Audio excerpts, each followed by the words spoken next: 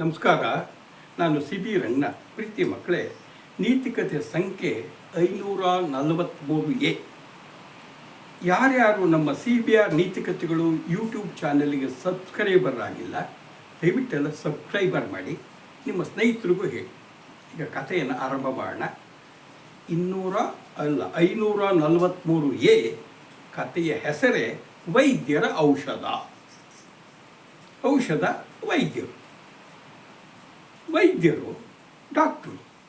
ನಾವು ಕಾಯಿಲೆ ಆದರೆ ಅವ್ರ ಹತ್ರ ಹೋಗ್ತೀವಿ, ಅದನ್ನು ಕೂಡ ಮಾಡಲಿಕ್ಕೆ ಅವರು ಔಷಧಿ ಕೊಡ್ತಾರೆ ಅಲ್ವಾ? ಅದೇ ಕತೆ. ಕೃಷ್ಣಪುರ ಅಂಥೇಳಿ ಒಂದು ದೊಡ್ಡ ಹಳ್ಳಿ. ಅಲ್ಲಿ ನಾಗರಾಜ್ ಅಂಥೇಳಿ ಒಬ್ಬರು ಡಾಕ್ಟ್ರು ಇದ್ದಾರೆ. ಅವರು ಸಹಿತ ಈ ಊರಿನವ್ರು ಅಲ್ಲೇ ಅಲ್ಲ, ಅವರೆಲ್ಲೋ ಬಯಲುಸೀಮೆಯವರು. MBBS ಮಾಡಿದರು. ಬೆಂಗಳೂರಿಗೆ ಬಂದು ಬೆಂಗಳೂರಲ್ಲಿ ಒಂದು 4-5 ವರ್ಷ ಯಾವುದೋ ದೊಡ್ಡ ಹಾಸ್ಪಿಟ್ಲಲ್ಲಿ ಅಲ್ಲಿ ಕೆಲಸ ಮಾಡ್ತಾಯಿದ್ರು. ಬೆಂಗಳೂರಿಗೆ ಹೋದಾಗ ನಮ್ಮ ಈ ಹಳ್ಳಿ ಗೌಡ್ರಿಗೆ ಅವ್ರ ಪರಿಚಯ ಆಗಿಬಿಡ್ತು. ಅವ್ರ ನಡೆನುಡಿ ಇಷ್ಟ ಆಯಿತು. ಡಾಕ್ಟ್ರು ಸಹಿತ ತಾವು ಯಾವುದಾದ್ರು ಒಂದು ಹಳ್ಳಿನಲ್ಲಿ ಒಂದು ಸ್ವಂತ ಕ್ಲಿನಿಕ್ ಹಾಕಿ ಪ್ರಾಕ್ಟೀಸ್ ಮಾಡಬೇಕು ಅಂತಿದ್ದೀನಿ ಅಂತ ಗೊತ್ತಾದಾಗ, ಅಯ್ಯೋ ಡಾಕ್ಟ್ರೇ, ನಮ್ಮೂರಿಗೆ ಬಂದ್ಬಿಡಿ. ಏನು ಹಿಂಗೆ? ನಮ್ಮೂರಿನಲ್ಲಿ ಸರ್ಕಾರಿ ಆಸ್ಪತ್ರೆ ಪಕ್ಕದ ಹಳ್ಳಿಯಾಗಿದೆ, ನಮ್ಮ ಹಳ್ಳಿ ಜನಕ್ಕೆ ಒದಾಡ್ತಿದ್ದಾರೆ, ನೀವು ಬಂದುಬಿಟ್ರೆ ಭಾಳ ಒಳ್ಳೆಯದಾಗತ್ತೆ, ಏನು ಬೇಕೋ ಅನುಕೂಲ ಮಾಡಿಕೊಡ್ತೀನಿ ಅಂದರು. ಒಂದ್ಸಲಿ ಡಾಕ್ಟರ್ ನಾಗರಾಜ್ ಸಹಿತ ಬಂದರು. ಇಲ್ಲೆಲ್ಲ ನೋಡಿದರು, ಊರು ಇಷ್ಟ ಆಯಿತು. ಗೌಡ್ರು ತೋರಿಸಿದ್ರು ತಮ್ಮದೇ ಒಂದು ಮನೆ, ಹಾಗೆ ಪೇಟೆ ಬೀದಲ್ಲಿರೋ ಒಂದು ಮಳಿಗೆ, ಅಲ್ಲಿ ಶಾಪ್ ಮಾಡ್ಬೋದು, ಇಲ್ಲಿ ಮನೆ. ಸರಿ, ಆಗಿನ್ನು ಮದುವೆ ಆಗಿತ್ತು. ಡಾಕ್ಟರ್ ನಾಗರಾಜ್ ಸೀದಾ ಈ ಹಳ್ಳಿಗೆ ಬಂದೇ ಬಿಟ್ರು. ತಮ್ಮ ಕ್ಲಿನಿಕ್ ಆರಂಭ ಮಾಡಿದರು. ಮೊದಲು ಸ್ವಲ್ಪ ಜನ ಹಿಂಜರಿದ್ರು. ಆದರೆ ಹೆಂಗಿದ್ದಾರೆ ಡಾಕ್ಟ್ರು ನೋಡೋಣ ಬಂದರೆ, ಡಾಕ್ಟ್ರದ್ದು ಯಾವಾಗಲೂ ನಗು ಮುಖ, ಮೆದು ಮಾತು. ಏನು ಬಂದವ್ರ ಜೊತೆ ಕೂತು ಮಾತಾಡಿಸಿ ಅವ್ರ ಮಾತು ಕೇಳೇ ಇವರಿಗೆ ರೋಗ ಹೋಗ್ಬಿಡ್ಬೇಕು. ಇದು 25 ವರ್ಷದ ಹಿಂದಿನ ಕತೆ. ಅವಾಗ ಡಾಕ್ಟ್ರು ಫೀಸ್ ಎಷ್ಟು ಅಂದರೆ ತೊಗೊಳ್ತಿದ್ದು ಒಬ್ಬ ರೋಗಿಗೆ ₹2. ಅವತ್ತಿನ ಕಾಲಕ್ಕೆ ಅದೇ ದೊಡ್ಡದು. ಡಾಕ್ಟ್ರ್ ಹತ್ರ ಬಂದು ಹೇಳಿದ್ರು. ಅವ್ರು ಕೂರಿಸ್ಕೊಂಡು ಅವ್ರನ್ನೆಲ್ಲ ನಿಧಾನವಾಗಿ ಪರಿಶೀಲಿಸಿ ಅವ್ರಿಗೆ ಧೈರ್ಯ ಹೇಳಿ, ಧೈರ್ಯ ತುಂಬಿ ಅವರಿಗೆ ಔಷಧಿಗಳನ್ನು ತಾವೇ ಕೊಡ್ತಿದ್ರು. ಇನ್ನು ಕೆಲಸದಲ್ಲಿ ಮಾತ್ರೆಗಳನ್ನು ಬರ್ಕೊಡೋರು. ಅಲ್ಲೊಂದು ಮೆಡಿಕಲ್ ಶಾಪು ಇತ್ತು, ಆ ಎಲ್ಲ ಹುಟ್ಟಿ ಸಿಗೋಂಗೂ ವ್ಯವಸ್ಥೆ ಮಾಡಿದ್ರು. ದುಡ್ಡೇ ಇಲ್ಲಪ್ಪ, ದುಡ್ಡು ಕಮ್ಮಿ ಇದೆ, ನಾಳೆ ತಂದು ಕೊಡು ಅನ್ನೋರು. ಕೋಪ ಮಾಡ್ಕೊಳ್ತಾನೆ ಇರಲಿಲ್ಲ. ತುಂಬ ಬಡವ, ಹೋಗು, ಇನ್ನು ಯಾವಾಗತ್ತೋ ಅವಾಗ ಕೊಡು, ಮೊದಲು ಆರೋಗ್ಯ ಕಾಪಾಡ್ಕೊ ಅಂತ ಹೇಳಿ ತಮ್ಮ ಜೋಬ್ನಲ್ಲಿರೋ ದುಡ್ಡು ಸಹಿತ ಕೊಟ್ಟು, ಹೋಗಪ್ಪ ಹಣ್ಣುಗಿಟ್ಟು ಚೆನ್ನಾಗಿ ತಗೋ ಅಂಥೇಳಿ ಫ್ರೀ ಸ್ಯಾಂಪಲ್ಸ್ ಬರುತ್ತಲ್ಲ, ಆ ಯಾವುದು ಟಾನಿಕ್ಗಳನ್ನು, ಆ ಥರ ಈ ಫ್ರೀ ಟ್ಯಾಬ್ಲೆಟ್ಸ್ಗಳನ್ನು ಯಾರು ಬಡವರು ಬರ್ತಾರೋ ಅವ್ರಿಗೆ ಉಚಿತವಾಗಿ ಕೊಟ್ಬಿಡೋವಂಥ ಧರ್ಮಾತ್ಮ. ಜೊತೆಗೆ ಯಾವಾಗಲೂ ಪೆಪರ್ಮೆಂಟ್ ಚಾಕ್ಲೇಟ್ ಇಟ್ಕೊಂಡಿರು, ಮಕ್ಕಳು ಬಂದರೆ ಅವ್ರಿಗೆ ಕೊಟ್ಟು ಬೆಂತಟ್ಟೋರು. 80 ವರ್ಷದ ಮುದುಕ ಹುಷಾರಿಲ್ಲ ಅಂತ ಬಂದರೆ, ಡಾಕ್ಟ್ರೇ ಸತ್ತೋಗ್ತೀನಿ, ಏನಾಗಿದೆ ನೋಡಿ ಅಂದರೆ, ಅಯ್ಯೋ ಯಜಮಾನ್ರೇ ನೀವು ಸೆಂಚುರಿ ಬಾರಿಸ್ತೀರಾ, ಡೋಂಟ್ ವರಿ ಅಂಥೇಳಿ ಅವ್ರಿಗೆ ಧೈರ್ಯ ತುಂಬಿ ಔಷಧಿ ಕೊಟ್ಟು ಕಳಿಸೋರು. ಹೀಗೇನಾಗಿದೆ, 1 ವರ್ಷದಲ್ಲಿ ನಮ್ಮ ಡಾಕ್ಟರ್ ನಾಗರಾಜ್ ಆ ಊರಲ್ಲಿ ಮನೆ ಮಾತಾಗಿದ್ದಾರೆ. ಹೆಂಗಸರು ಇರ್ಬೋದು, ಗಂಡಸರು ಇರ್ಬೋದು, ಮುದುಕರು ಇರ್ಬೋದು, ಏನು ಕಾಯಿಲೆ ಅಥವಾ ಅಯ್ಯೋ ನಮ್ಮ ಡಾಕ್ಟರ್ ನಾಗರಾಜಪ್ಪ ಒಂದ್ಸಲಿ ನೋಡಿದ್ರೆ ಸಾಕಪ್ಪ ಕಾಯಿಲೆನೇ ಓಡೋಗುತ್ತೆ ಅಂತೇಳಿ ಮಾತಾಡ್ಕೊಳ್ತಾ ಇದ್ದಾರೆ. ಇದ್ದಾಗ ಏನಾಗಿದೆ, ಸಾಮಾನ್ಯವಾಗಿ ಡಾಕ್ಟ್ರು ಬೆಳಗ್ಗೆ 9 ಗಂಟೆಗೆ ಹೋದರೆ 1-1:30-2 ಗಂಟೆ ತನಕ ಅಲ್ಲಿರೋರು. ಮತ್ತು 4-4:15 ಗಂಟೆಗೆ ಹೋದರೆ 8-8:30-9 ಗಂಟೆ ಆಗೋದು ಮನೆಗೆ ಬರೋದು. ಹಾಗಾಗಿ ಮನೆಯಲ್ಲಿ ಯಾವ ರೋಗಿಗಳನ್ನೂ ನೋಡೋಕ್ಕಾಗ್ತಾನೆ. ಯಾಕೆಂದರೆ ಯಾವಾಗಲೂ ಅವರು ಮನೆಯಲ್ಲಿ ಮಲ್ಕೊಳ್ಳೋದಕ್ಕೆ ಊಟಕ್ಕಷ್ಟೇ, ಬಾಕಿಯಂತೆ ಅವರು ಕ್ಲಿನಿಕ್ನಲ್ಲೇ ಇರ್ತಾಯಿದ್ರು. ಮನೆಗೆ ಪೇಷಂಟ್ಗಳು ಬರ್ತಾನೂ ಇರಲಿಲ್ಲ, ಬರೋದು ಬಹಳ ಕಮ್ಮಿ. ತುಂಬ ಅನಿವಾರ್ಯ ಆದರೆ ಡಾಕ್ಟ್ರು ಏನಾದರೂ ಅರ್ಜೆಂಟಿಗೆ ಬೇಕು ಅಂದರೆ ಕೆಲವು ಮಾತ್ರೆಗಳನ್ನು ಮನೇಲಿ ಇಟ್ಕೊಂಡಿರ್ತಿದ್ರು. ಒಂದು ಸಲ ಏನಾಗ್ಬಿಟ್ಟಿದೆ, ಹೆಂಡತಿ ಊರಲ್ಲಿ ಇಲ್ಲ, ಅವ ಶನಿವಾರ ಬೇರೆ. ರಾತ್ರಿ 9 ಗಂಟೆ ಮೇಲೆ ಬಂದಿದ್ದಾರೆ. ಬಂದವರು ಇವರೇ ಅಡುಗೆ ಮಾಡ್ಕೊಂಡು ಊಟ ಮಾಡಿದರು. ಹೆಂಡತಿಗೂ ಸಹಿತ ಫೋನಲ್ಲಿ ಮಾತಾಡಿದರು. ಆರೋಗ್ಯವಾಗಿದ್ದೀನಿ ಅಂತ ಹೇಳಿದ್ಲು. ನಾಳೆ ಭಾನುವಾರ ಸ್ವಲ್ಪ ನಿಧಾನಕ್ಕೆ ಹೋಗಿ ಬಾಗಿಲು ತೆಗಿಬೋದು ಅಂತ ಅಂದ್ಕೊಂಡಿದ್ದಾರೆ. ಹಾಗೆ ಮಲ್ಕೊಂಡ್ರು. 11 ಗಂಟೆ ಮೇಲೆ ಮಲ್ಕೊಂಡಿದ್ದಾರೆ.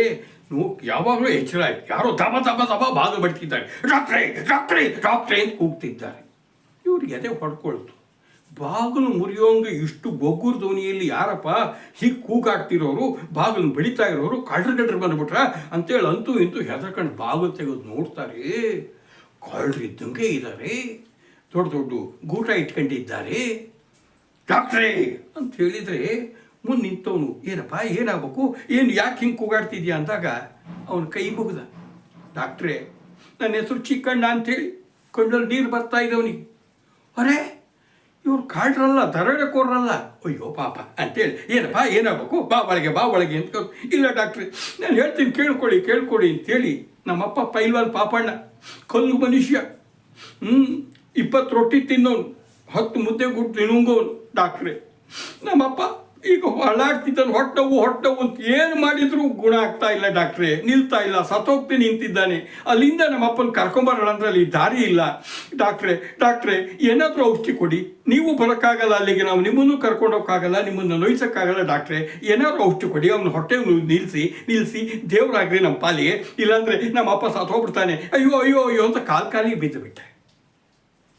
ಡಾಕ್ಟ್ರು ಯೋಚನೆ ಮಾಡಿದರು, ಸರಿಯಪ್ಪ ಹೊಟ್ಟೆ ನೋವಿಗೆ ನೋಡದೆ ಔಷಧಿ ಕೊಡೋದು ಹೆಂಗೆ ಗೊತ್ತಮ್ಮ ಚಿಕ್ಕಣ್ಣ, ಸರಿ ಒಂದು ಕೆಲಸ ಮಾಡು, ನಿಮ್ಮಪ್ಪ ರಾತ್ರಿ ಏನೇನು ತಿಂದ, ಬೆಳಗ್ಗೆ ಏನು ಊಟ ಮಾಡ್ದ ಅಂದಾಗ, ರಾತ್ರಿ ಏನು ತಿಂದೇ ಇಲ್ಲ ಡಾಕ್ಟ್ರೆ, ಮಧ್ಯಾಹ್ನ ತಿಂದ ಅಂಥೇಳಿ ಸರಿಯಾಗಿ ದಬಾಯಿಸಿ ಹಲ್ಲಿಸ್ಕೊಂಡು ತಿಂದಿದ್ದಾನೆ. ಆ ಜ್ವಾಳದ ರೊಟ್ಟಿ ಎಡಗಾಯಿ ಪಲ್ಯ ಹೊಡೆದು ಬಿಟ್ಟಿದ್ದಾನೆ. ಡಾಕ್ಟ್ರಿಗೆ ಗೊತ್ತಾಗ್ತು, ಓಹೋ ಏನಾಗಿದೆ, 50 ವರ್ಷ ಆಗಿದೆ, ಇನ್ನು ಹುಡುಗ ನನಗೆ ಪೈಲ್ವಾನ ಬೇರೆ ಗಟ್ಟುಗುಟ್ಟಾಗಿ ತಿಂದುಬಿಟ್ಟಿದ್ದಾನೆ, ಸ್ವಲ್ಪ ಅಜೀರ್ಣ ಆಗಿರಬೇಕು, ಬೆದಿಗಿದೆಯಾ? ಇಲ್ಲ ಡಾಕ್ಟ್ರೆ ಏನೂ ಆಗಿಲ್ಲ. ಓಹೋ ಡಾಕ್ಟ್ರ್ ಏನೋ ಒಂದು ತೀರ್ಮಾನಕ್ಕೆ ಬಂದರು. ಆಯಿತು, ಒಳಗೆ ಬಂದು ನೋಡ್ತಾರೆ, ಔಷಧಿ ಕೊಡೋದಕ್ಕೆ ಒಂದು ಮಾತ್ರೆನೂ ಇಲ್ಲ. ಕೆಲವು ಯಾವುದೋ ಪ್ಯಾರಾಸಿಟಮಾಲ್ ಅವ್ರು ಕೊಟ್ಟು ಕಳಿಸೋಣ ಅಂತ ಇಲ್ಲ. ಇಲ್ಲಪ್ಪ ನಮ್ಮ ಹತ್ರ ಔಷಧಿ ಏನಿಲ್ಲ ಅಂತ ಹೇಳಕ್ಕೆ ಹೋದರೆ ಡಾಕ್ಟ್ರೇ ಕಾಲು ಹಿಡ್ಕೊಂಬಿಟ್ಟ, ನೀವೇನು ಔಷಧಿ ಕೊಡಿದ್ರೆ ವಾಪಸ್ ಹತ್ತೋಗ್ಬಿಡ್ತಾನೆ, ಆಗಲ್ಲ, ಅವನು ಒತ್ತಡ ದೊಡ್ಡ ಕಾಲ, ಏನಾದ್ರು ಕೊಡಬೇಕು, ಕೊಡದೆ ಹೋದರೆ ನಾನು ಇಲ್ಲೇ ಕೂತ್ಬಿಡ್ತೀನಿ, ಹೋಗಲ್ಲ ಅಂತೇಳಿ ಅಲ್ಲೇನೆಲ್ಲ ಬಡೀತಿದ್ದಾನೆ. ಅಯ್ಯಯ್ಯೋ ನಿದ್ದೆ ಬೇರೆ ಬರ್ತಾ ಇದೆ, ಏನಪ್ಪ ಅದು ಏನಾದ್ರು ಕೊಡ್ಬೇಕು, ಏನು ಕೊಡ್ಲೋ ನೋಡಿದಾಗ ಅವ್ರು ದೇವ್ರು ಹನುಮಪ್ಪ ನೆನೆಸ್ಕೊಂಡ್ರು.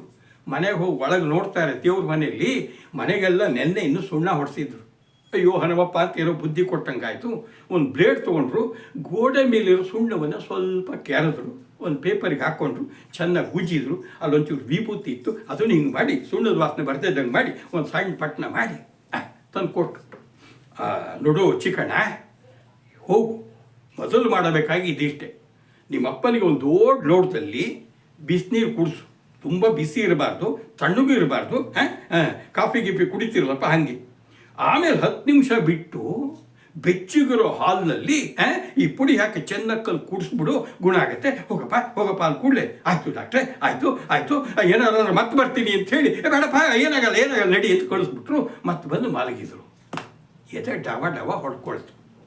ಚಿಕ್ಕಣ್ಣ ನೋಡಿದರೆ 25 ವರ್ಷ ಕಟ್ಮಸ್ತಾಗಿದ್ದಾನೆ, ಅವನ ಜೊತೆಗಿರೋರೆಲ್ಲ ಹಿಂಗೆ. ಅವರಪ್ಪ ದೊಡ್ಡ ಪೈಲ್ವಾನ, ಆ ಹಳ್ಳಿಯವ್ರು ಯಾರು ತಮ್ಮ ಹತ್ರ ಬರೋದೇ ಇಲ್ಲ, ತಮ್ಮ ಕಂಡ್ರೆ ಒಂಥರ ದ್ವೇಷ. ಆ ಊರಲ್ಲಿ ಯಾರೋ ಇನ್ನೊಂದು ಆಸ್ಪತ್ರೆ ಇದೆ, ಹಾಗಾಗಿ ನಾನು ಕೊಟ್ಟಿದ್ದೇನು ಸುಣ್ಣ. ಅವನಿಗೆ ಹೊಟ್ಟೆ ನೋವು ಜಾಸ್ತಿಯಾಗಿ ವಾಂತಿಗಿಂತಿಯಾಗಿ ಏನಾರು ಆಗ್ಬಿಟ್ರೆ ಏನಪ್ಪ ಮಾಡೋದು, ಅಯ್ಯೋ ನಾನು ತಪ್ಪು ಮಾಡಿಬಿಟ್ಟೆ, ನನ್ನ ಹತ್ರ ಏನೂ ಇಲ್ಲ ಅಂತ ಕಳಿಸ್ಬೋದಿತ್ತು, ಏನು ಮಾಡಿ ತಲೆ ಚಚ್ಕೊಂಡ್ರು, ಕೈ ಹಿಸುಕ್ಕೊಂಡ್ರು. ಬೆಳಗಿನ ಜಾವ ಗಾಢವ ನಿದ್ರೆ ಬಂದೇ ಬಿಡ್ತು. ಬೆಳಗ್ಗೆ ಸಾಮಾನ್ಯ 6 ಗಂಟೆಗೆ ಎದ್ದು ವಾಕಿಂಗ್ ಎಲ್ಲ ಹೋಗಿ ಬರೋರಿಗೆ ಎಚ್ಚರಣೆ ಆಗಿಲ್ಲ, ಏನೋ ಕೆಟ್ಟ ಕನಸು. ನೋಡಿದರೆ ಮತ್ತೆ ಯಾರೋ ದಡ ಬಡ್ತಾಡ್ದ, ಬಾಗಿಲು ಬಿಡ್ತೀವಿ, ಡಾಕ್ಟ್ರೇ ಬಾಗಿಲು ತೆಗೀರಿ ಹಾಯ್ ಅಂತ. ಎಲ್ಲಿದ್ದೀನಿ ನೋಡ್ತಾರೆ, ತಮ್ಮನೆ ಬಾಗಿಲೇ ಬಡಿತಿದ್ರು, ಕನಸಲ್ಲ. ಅಯ್ಯಯ್ಯೋ ನೋಡಿದರೆ ಚಿಕ್ಕಣ್ಣಂದೇ ಧ್ವನಿ. ಕೈ ಕಾಲು ನಡಗ್ಬಿಡ್ತು. ಅಯ್ಯೋ ನಾನು ನೆನ್ನೆ ಕೊಟ್ಟು ಸುಣ್ಣದ ಪುಡಿ ಅವನು ಸತ್ಯ ಹೋಗ್ಬಿಟ್ನ ಏನೋ, ಇನ್ನು ನನ್ನ ಕೈ ಕಾಲು ಮುರಿತಾರೆ, ಏನು ಮಾಡೋದಪ್ಪ, ತಲೆ ಹೊಡೆದು ನನ್ನ ಸಾಯಿಸಿಬಿಟ್ರೆ ನನ್ನ ಹೆಂಡತಿ ವಿಧವೆ ಆಗಿಬಿಡ್ತಾಳೆ. ಅನೋಪ್ಪ ಏನೋ ನೆನ್ನೆ ಬುದ್ಧಿ ಕೊಟ್ಟಿದ್ದಿ, ಏನೋ ಕೊಟ್ಟೆ, ಏನಾದ್ರು ಕಾಪಾಡಯ್ಯ ಅಂತ ಹೋಗಿ ಡಾಕ್ಟ್ರೇ ಅಂತಿದ್ದಾರೆ. ಬಾಗಿಲು ತೆಗೆದ್ರು. ಅವರೆಲ್ಲ ಊಟ ತಂದಿರೋದು ಹೌದು, ಇನ್ನೇನು ಹೊಡೆದೇ ಬಿಡ್ತಾರೆ ಅಂದರೆ, ಡಾಕ್ಟ್ರೇ ಹಿಂಗ ಮಾಡೋದು, ಎಂಥ ಔಷಧಿ ಕೊಟ್ರಿ ನೀವು ಅಂದಾಗ, ಏನು ಕೊಟ್ಟಪ್ಪ ಅಂದರು. ನೋಡಿ ಇನ್ನೇನು ಬಿತ್ತು ಹೊಡ್ತಾ ಅನ್ನೋಷ್ಟೊತ್ತಿಗೆ ನೋಡ್ತಾರೆ, ಎಲ್ಲಿ ಚಿಕ್ಕಣ್ಣ ಎದುರಿಗಿಲ್ಲ, ಕೆಳಗೆ ಬಿದ್ದು ಅವ್ರು ಕಾಲು ಹಿಡ್ಕೊಂಬಿಟ್ಟಿಯಾನೆ. ಕಣ್ಣೀರಲ್ಲಿ ಇವ್ರು ಪಾದ ತೊಳಿತೆ. ಡಾಕ್ಟ್ರೇ ನೀವು ಮನುಷ್ಯ ದೇವ್, ನಾನೇನೋ ಅಂದ್ಕೊಂಡಿದ್ದೆ, ನೋಡಿ ನೀವು ಔಷಧಿ ಕೊಟ್ರಿ, ನಮ್ಮ ಅಪ್ಪ ಗುಣ ಆಗಿಬಿಟ್ಟ. ಈಗ ಬೆಳಗ್ಗೆ ಹೋಗಿ ನೀರು ಕಡೆಗೆ ಹೋಗಿ ಬಂದವನು ಈಗಾಗಲೇ ಮತ್ತೆ ಅದು ಸಾಂಬ್ ಮಾಡ್ತೀನಿ ಅಂತ ಹೋಗ್ಬಿಟ್ಟಿದ್ದಾನೆ. ಡಾಕ್ಟ್ರೇ ಏನು ನಿಮ್ಮ ಕೈಗೂಡ ಅಂಥೇಳಿ ಡಾಕ್ಟ್ರೇ ಅಂತೇಳಿ ಕೈ ಮುಗಿದ. ಡಾಕ್ಟ್ರಿಗೆ ಸಂತೋಷ, ನಂಬಕ್ಕೆ ಆಗ್ತಿಲ್ಲ. ಅವಾಗ ಹೊಳಿತು, ಓಹೋ ಇವನಿಗೆ ಅಜೀರ್ಣ ಆಗಿದ್ದಕ್ಕೆ ನಾನು ಯಾವಾಗ ಬಿಸಿನೀರು ಕುಡಿಯೋಕ್ಕೆ ಹೇಳಿದ್ನೋ ಅದರಿಂದ ಗುಣ ಆಗಿದೆ. ಹಾಲು ಒಂಚೂರು ಬೆಚ್ಚಗಿದ್ದು, ಅದು ಕ್ಯಾಲ್ಸಿಯಮ್ ಸುಣ್ಣ ಒಂಚೂರು ಪ್ರಮಾಣ ಬೇರ್ತಿದೆ, ಏನು ಅನಾಹುತ ಆಗಿಲ್ಲ, ಅಯ್ಯೋಯ್ಯೋ ಅಂಥೇಳಿ ಅರ್ಥ ಆಯಿತು. ಅದ್ರದ್ದು ಹೇಳೋಂಗಿಲ್ಲ. ಆಯ್ತಪ್ಪ ಅಂದರೆ ಡಾಕ್ಟ್ರೇ ಇನ್ಮೇಲೆ ನಮ್ಮ ಹಳ್ಳಿಯವ್ರಲ್ಲ ನಿಮ್ಮ ಹತ್ರನೇ ಬರ್ತೀವಿ, ನೀವೇ ಔಷಧಿ ಕೊಡಬೇಕು, ನಮ್ಮ ಪಾಲಿನ ತ್ಯಾಬ್ರು ತಗೊಳ್ಳಿ ಅಂಥೇಳಿ ಒಂದು ಹೊತ್ತು ಎಳ್ನೀರು, ಒಂದು ಹೊತ್ತು ತೆಂಗಿನಕಾಯಿ, ಒಂದು ದೊಡ್ಡ ಬಾಳೆಗೊನೆ ಜೊತೆಗೆ ಒಂದಿಷ್ಟು ಬೆಣ್ಣೆ ಎಲ್ಲ ಕೊಟ್ಟು ನಮಸ್ಕಾರ ಮಾಡಿ ಹೋಗೇ ಬಿಟ್ರು. ಅಪ್ಪ ಹನುಮಪ್ಪ ಕಾಪಾಡ್ದೇವನಂತಂದು ಅಂಥೇಳಿ ನಮ್ಮ ವೈದ್ಯರು ಕೈ ಮುಗಿದ್ರಂತೆ. ಆಮೇಲೆ ಅವ್ರು ಎಂದಿನ ಜನಸೇವೆಯನ್ನು ಮುಂದುವರಿಸಿದರು. ಆದರೆ ಯಾವತ್ತೂ ರೋಗಿಯ ರೋಗ ತಿಳ್ಕೊಳ್ಳದೆ ಸರಿಯಾಗಿ ಔಷಧಿ ಕೊಟ್ಟರೆ ಹೊರತು ಆಕಸ್ಮಿಕವಾಗಿ ಹಿಂಗೆ ಕೊಟ್ಟರು. ನೋಡಿ ಮಕ್ಕಳೇ, ನೀವು ವೈದ್ಯರಾಗ್ತೀರಾ, ಆದರೆ ನಮ್ಮ ಡಾಕ್ಟರ್ ನಾಗರಾಜಪ್ಪ ಥರ ಒಳ್ಳೆ ಡಾಕ್ಟ್ರು ಹೃದಯವಂತರಾಗಿ ಯಾವತ್ತೂ ಜೇಬ್ ನೋಡಬೇಡಿ, ಪೇಷಂಟ್ಗಳದ್ದು ಅವರ ಹೃದಯ ನೋಡಿ ಒಳ್ಳೆಯ ಸೇವೆ ಸಲ್ಲಿಸಿ ಒಳ್ಳೆಯ ಹೆಸರು ತಗೊಳ್ಳಿ. ಒಳ್ಳೆಯದಾಗಲಿ. ನಮಸ್ಕಾರ.